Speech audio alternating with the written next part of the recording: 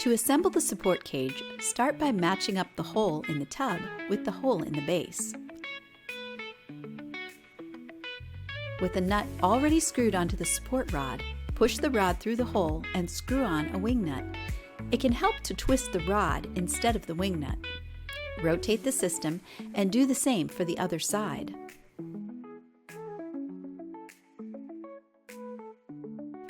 Insert the smaller supports into the holes on the base and slide the larger supports onto the rods.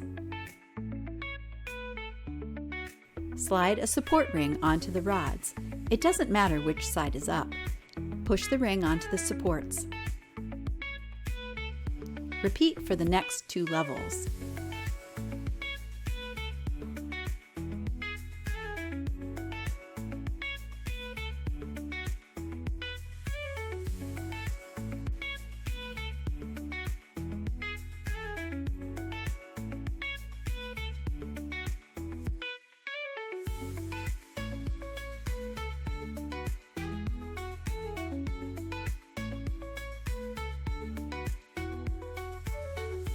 Screw either a wing nut or regular nut on top of the rod.